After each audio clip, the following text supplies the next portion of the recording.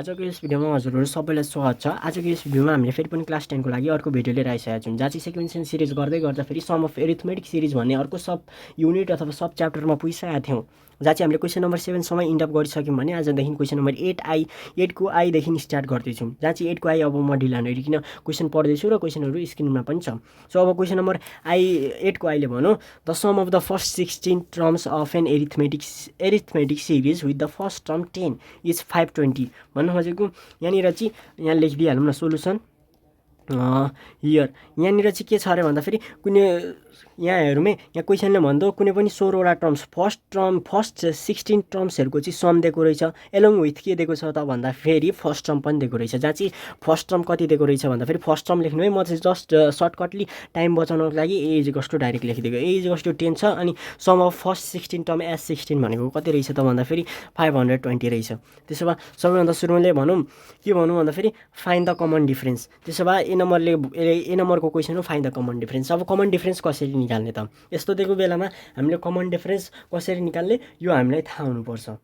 अब जहाँ चाहिँ यहाँ हेरौँ है, अब मैले यहाँनिर त भन्न त भने ठिक छ, यस्तो टर्ममा यस्तो केस छ भने जहाँ चाहिँ सम दिएको छ र फर्स्ट टर्म दिएको छ, त्यसो भए कमन डिफरेन्स निकाल्नु पर्ने छ। सम अफ कतिवटा टर्म्सको दिएको छ त, सम 16वटा टर्म दिएको छ भनेपछि यहाँनिर त एन इज इक्वल्स टु 16 लेख्न सक्यो, सम भनेको 520 लेख्न सक्यो, ए इज इक्वल्स टु 10 छ भनेपछि अब यहाँनिर हेरौँ है, यसो अब यहाँनिर हेरौँ ल।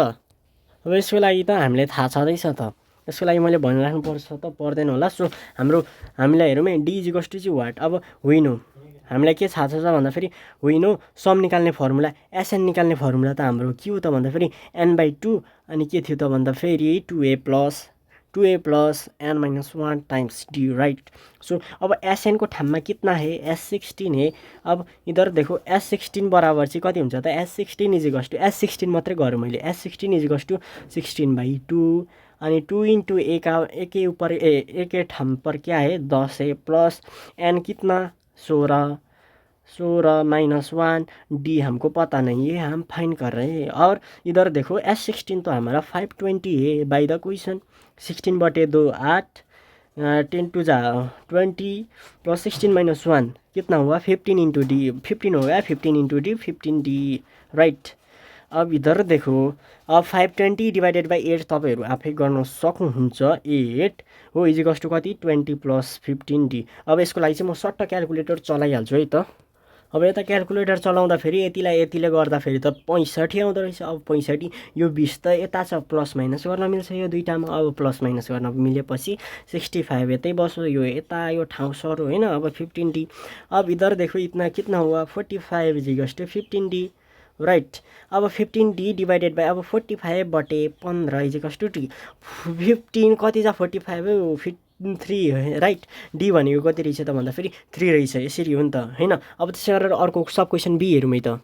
अब त्यसै गरेर सब क्वेसन नम्बर बीले चाहिँ के भन्दै रहेछ भन्दाखेरि find the sum of first 25 terms भन्ने खोजेको S25 को चाहिँ सम निकाल अरे। अब S25 निकाल्न तपाईँहरूलाई आउँछ, जस्तै एसएन को लागि हाम्रो फर्मुला के हो n/2 अनि 2a plus n - 1 times D, यो थियो फर्मुला। अब एसएन को ठाउँमा S25 इज इक्वल्स टु यहाँ पनि 25/2 अनि 2 इंटू ए त सेम हो नि त, ए त कति छ त 10 नै छ नि त, प्लस एन भनेको कति 25 - 1 अनि कमन डिफरेन्स कति छ त 3 छ। अब यो युज गर्ने डाइरेक्ट तपाईँले सम अफ फर्स्ट 25 टर्म्स आफै निकाल्न सक्नुहुन्छ है त। सो अब अर्को क्वेसन हेरौँ है त। अब हामी अर्को 8 को आईमा हेरौँ। अब 8 को आईले के भन्नु ढिला नहेरिकन म रिड आउट गर्दैछु। The sum of the first 6 terms of an AP is 2166 भन्न खोजेको सम कतिवटा टर्मको सम चाहिँ कति छ अरे भन्दाखेरि 6वटा टर्मको S6 इज इक्वल्स टु चाहिँ कति छ अरे 2166 छ अरे। And it's common difference d is equals to चाहिँ 104 छ अरे। त्यसो भए नम्बर सब क्वेसन यसले भनौँ फाइन्ड द के भनौँ भन्दाखेरि find the first term of AP को फर्स्ट टर्म चाहिँ के थियो अरे त, जहाँ चाहिँ हाम्रो के दिएको छ भन्दाखेरि एसएन निकाल्ने फर्मुला त n/2 अनि 2a प्लस n - 1 डिवाइडेड अब इन्टु डी हो नि त। एसएन को ठाउँमा कति छ S6 छ भनेपछि यहाँ पनि 6/2 अनि 2a प्लस n भनेको कति 6 - 1 अनि डी डी त हामीलाई दिएको छ नि त 104 दिएको छ हौ हामीलाई 104। अब S6 को ठाउँमा 2166 इज 6/2 भनेको 3 अनि 2a 6 - 1 भनेको कति त 5 × 104 भनेको कति 5 × 104 हेरौँ है त। सो 104 × 5 भनेको चाहिँ कति रहेछ भन्दाखेरि 520 रहेछ। अब यतिलाई यतिले डिभाइड गरिदिइहालौँ ठिक छ। 2166 बटे 2166 कति ढिलो भएको है यो त। सो अब 3 ले यसलाई डिभाइड गर्दाखेरि यति आउँदो रहेछ। अब यो यता आएर चाहिँ के हुन्छ त माइनस हुन्छ नि 722 - 520 इज 2a। यो त बुझि नै हालिन्छ। यसको बारेमा मैले धेरै कुरा भनिराख्नु पर्दैन। 202 हुन्छ 2 डिभाइडेड बाई 2 भनेको कति त 101। देयरफोर फर्स्ट टर्म भनेको कति रहेछ 101। अब त्यसै गरेर find the sum of first B नम्बरको त म गर्दिनँ, बी नम्बरको त आफै गर्न सकिन्छ है त। सो अब त्यसै गरेर अर्को क्वेसन हेरौँ। अब 8 को आईमा हेरौँ है त। अब के भन्नु भन्दाखेरि क्वेसनले म ढिला नगरिकन पढ्दैछु नि त। अब the sum of a series अथवा भनौँ the sum of a series in AP, कुनै पनि एउटा एपीमा हेरौँ है। हियर कुनै पनि एपीमा चाहिँ भनौँ न एरिथमेटिक प्रोग्रेसनमा चाहिँ सिरिजहरूको सम चाहिँ कति छ अरे। सिरिज भनेको के हो त 1 2 3 यो 1 2 3 यो एज अ यो यसलाई सिक्वेन्स मानिन्छ भने 1 + 2 + 3 यो चाहिँ के हो त यसले के रिप्रेजेन्ट गर्छ सिरिज भनेको। सिरिजलाई कि त प्लस कि त माइनस फर्ममा लेख्नु नि के रहेछ त सिरिज। र यसलाई एडिसन गर्दाखेरि चाहिँ कति रहेछ भन्दाखेरि -13 आयो अरे। कुनै पनि एपीमा भएको एरिथमेटिक प्रोग्रेसन अथवा एरिथमेटिक सिरिजलाई एडिसन गर्दाखेरि सम गर्दाखेरि चाहिँ एपी भनौँ न एसएन चाहिँ कति आइदियो अरे भन्दाखेरि -13 आइदियो अरे। अनि त्यसै गरेर whose first term and common difference are, first term भनेको आर 35 एन्ड -6 रेस्पेक्टिभली भन्न खोजेको। फर्स्ट टर्म रहेछ 35 अनि कमन डिफ्रेन्स रहेछ -6। त्यसो भए सब क्वेसन यसले भन्थ्यो है त find the number of terms in the series. Number of terms सिरिजमा कतिवटा थियो अरे त एन इज इक्वल्स टु चाहिँ कति त भन्न खोजिरहेको छ ठिक छ। अब त्यसको लागि हामीलाई थाहा छ formula S n is equals to चाहिँ हाम्रो फर्मुला के हुन्छ त भन्दाखेरि n/2 होइन n/2 अनि के हुन्छ 2a + n-1 upon into D हो नि त। अब एसएनको ठाउँमा चाहिँ हाम्रो -13 भन्ने छ। एन त हामीलाई थाहा नै छैन एन भनेको के हो यो एनै निकालिँदैछ हामी ठिक छ। नम्बर अफ टर्म्स यो Henle number of terms denote गर्ने हो नि त। अब 2 × a को भ्यालु कति 35 अनि प्लस n-1 अनि कमन डिफ्रेन्स -6 है इन्टु -6 हो नि।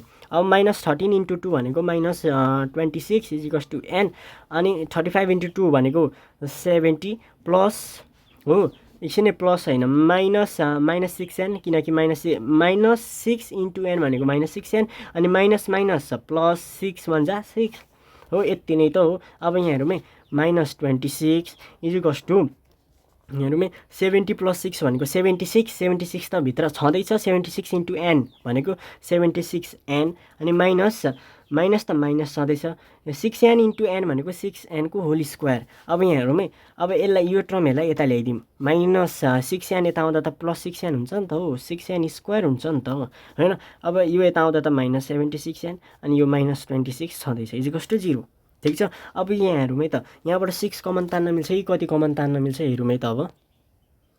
अब यहाँ हेरौँ है त अब 6n² - 76n - 26 is equals to 0 भयो। अब यहाँबाट 2 कमन लिँदा फेरि 2 3 जा 6 हुन्छ 2 38 भनेको 76 अनि 13 2 जा 26 यो फरक छैन। यहाँबाट 2 कमन तान्दा यति हुँदो रहेछ। अब 2 यता गएर डिसमिस सक्यो खत्तम।